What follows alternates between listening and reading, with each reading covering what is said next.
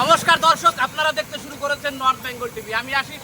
এই মুহূর্তে উপস্থিত হয়েছি উত্তর দিনাজপুর জেলার গোয়ালপুর বিধানসভার এই শ্রীপুর বাজারে। যেমনটা আপনারা জানেন, গত 4 তারিখ পশ্চিমবঙ্গে বিজেপির যে সরকার হয়েছে তারা প্রতিশ্রুতি দিয়েছিলেন তারা যদি ভোটে জয়ী হয় সরকারি বাসে 1 জুন থেকে ভাড়া ফ্রি করবে। আমরা দেখানোর চেষ্টা করবো এবং কথা বলার চেষ্টা করবো এই সরকারি বাসে যে সমস্ত মহিলারা রয়েছেন এবং ওনারা কি এই 1 জুন থেকে যে সরকারি বাসে ভাড়া ফ্রি, সেই ভাড়া ফ্রি পেয়েছিলেন। আমরা বিস্তারিতভাবে কথা বলবো। আমরা একজন মহিলাকে পেয়ে গেছি, ওনার কাছ থেকে বিস্তারিত জানবো।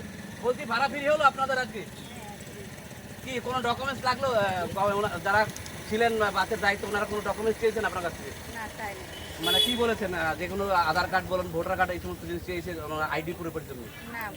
আচ্ছা, আপনার নাম? কেমন লাগছে এই সরকারি বাসে আপনাদের মহিলাদের রাজ্য সরকার ফ্রি করেছে, কেমন লাগছে?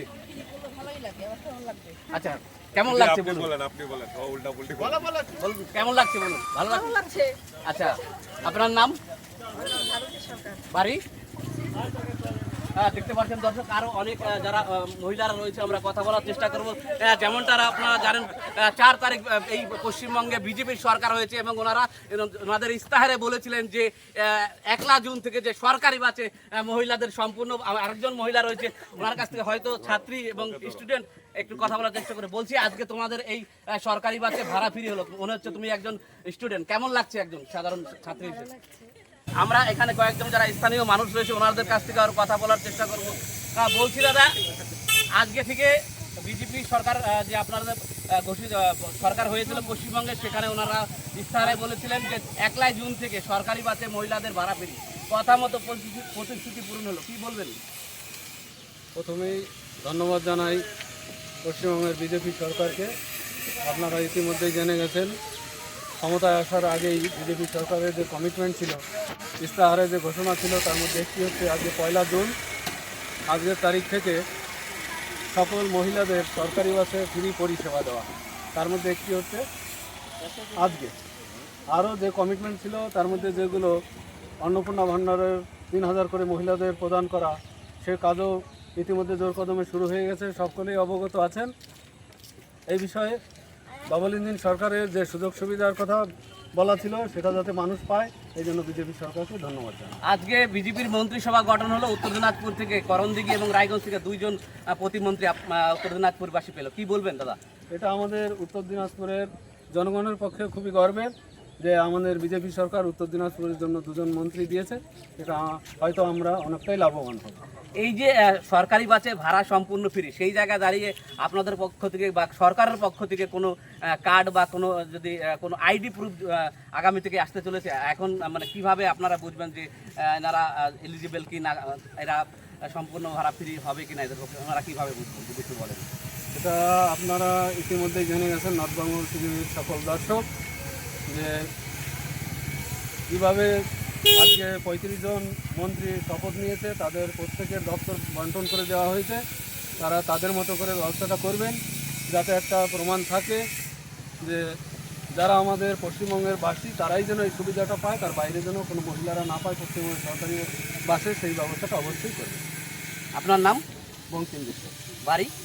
ডাঙ্গিপাড়া। বলছি দাদা, আজকে 1 জুলাই থেকে শুরু হয়ে গেল পশ্চিমবঙ্গ সরকারের যে সরকারি বাসে মহিলাদের জন্য আহ, ভাড়া ফ্রি আজকে থেকে লাগু হয়ে গেল, কি বলবেন দাদা?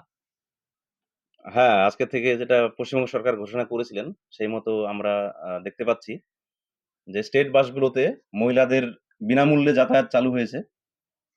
ভালো উদ্যোগ এবং এই জন্য সরকারকে ধন্যবাদ দিচ্ছি। এর পাশাপাশি এই স্টেট বাস সংক্রান্ত আমাদের কয়েকটি দাবি রয়েছে। জনগণ মঞ্চের পক্ষ থেকে এই দাবিগুলো আমরা ইতিমধ্যেই সরকারকে জানিয়েছি এবং সাংবাদিক সম্মেলনও করব 2-1 দিনের মধ্যে, আপনাদেরকে ডাকবো। তবে আপনি যেহেতু এসেছেন, আপনাকে বলছি যে আজকে থেকে যে মহিলাদের জন্য ফ্রি বাস পরিষেবাটা চালু হয়েছে, আমাদের দাবি রয়েছে যে শুধু মহিলা নয়, মহিলাদের পাশাপাশি পুরুষ এবং যারা তৃতীয় লিঙ্গের মানুষ রয়েছে তাদের জন্যও যেন এই সরকারি বাসগুলোতে বিনামূল্যে পরিষেবাটা আমরা পাই, এটা আমাদের দাবি। এবং আমাদের লোকাল যে শ্রীপুর বাজার থেকে ইসলামপুর পর্যন্ত একটি মাত্র স্টেট বাস চলে, এটা আমাদের দাবি যে আরো একটি নতুন করে বাস যেন দেয়া হয়, যেটা শ্রীপুর থেকে ইসলামপুর হয়ে শিলিগুড়ি পর্যন্ত চলবে। সেই সাথে আমাদের আরেকটা দাবি রয়েছে, শ্রীপুর থেকে রায়গঞ্জ পর্যন্ত যেন কমপক্ষে ২ টো স্টেট বাস আমরা পাই। তার মধ্যে একটিকে মালদা পর্যন্ত যেতে হবে। এটা আমাদের দাবি। এবং আমাদের আরো একটি দাবি রয়েছে, এই যে যেই রুটগুলোতে স্টেট বাস চলছে, সেই রাস্তার যে বেহাল অবস্থা, মাঝে মধ্যে খুবই ভাঙা রয়েছে রাস্তা, যার ফলে যাত্রীদের ভোগান্তি হতে হচ্ছে। তো আমরা দাবি করছি যেন এই রাস্তাঘাট উন্নত হয়, সংস্কার করা হয় এবং তার পাশাপাশি আপনারা জানেন স্টেট বাসগুলোর ফিটনেস কিন্তু অনেক খারাপ, যেইগুলো বিশেষ করে আমাদের গ্রামাঞ্চল এবং মফস্বলের দিকে যে বাসগুলো আসে তার অবস্থা খুবই খারাপ, ঝরঝরে অবস্থা।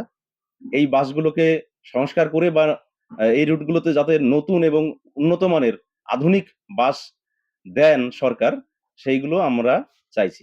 হ্যাঁ, বলছি দেখা যাচ্ছে সরকার বলেছে রাজ্যের মহিলাদের ফ্রি করবেন এবং আজকে থেকে সেটা লাগু হয়েছে। কিন্তু দেখা যাচ্ছে যারা সরকারি কর্মচারী মহিলা রয়েছে, তারা যদি এই সুবিধার ভোগ করে, তাহলে কি মনে হয়? আপনার মনে হয় কিনা সেই জায়গা দাঁড়িয়ে সরকারের যে রাজকোষ সেখানে কোন জায়গায় ঘাটতি পড়বে? হ্যাঁ, রাজকোষে তো অবশ্যই ঘাটতি পড়বে। কিন্তু যেই মহিলা বাসে যাচ্ছেন, তিনিও তো ট্যাক্স দিচ্ছেন। ফলে সরকার চাইলে এটা খুব একটা অসুবিধা হবে বলে আমার মনে হচ্ছে না। সরকার চাইলে দিতেই পারেন। বিশ্বের বড়, বড় মানে উন্নত অনেক দেশেই শুধু মহিলা নয়, মহিলা, পুরুষ মানে সমস্ত যাত্রীদের জন্যই, সমস্ত নাগরিকদের জন্যই সম্পূর্ণ ফ্রি ট্রাভেলের ব্যবস্থা রয়েছে। বেশ কয়েকটি উন্নত দেশে এরকম রয়েছে। তো তারা যদি পারে, আমরাও চাইলে করতে পারবো। সরকার চাইলে করতেই পারেন। দেখতে পাচ্ছেন দর্শক, আমরা কথা বললাম একজন স্থানীয় যে নিবাসী রয়েছে, ওনার কাছ থেকে শুনলাম যে এই সরকারি বাসে যদি মহিলাদের সম্পূর্ণ ভাড়া ফ্রি করা হয়, তাহলে নারী শক্তি অর্থাৎ যে নারী শক্তি আরও শক্তিমান হবেন এবং সেখানে দাঁড়িয়ে যারা সমাজের পুরুষের সাথে কাঁধে কাঁধ মিলিয়ে নারীরা সমপরিমাণে চলতে পারবে। ক্যামেরায় প্রণবের সঙ্গে আশিস বিশ্বাস, শ্রীপুর থেকে, নর্থ বেঙ্গল টিভি।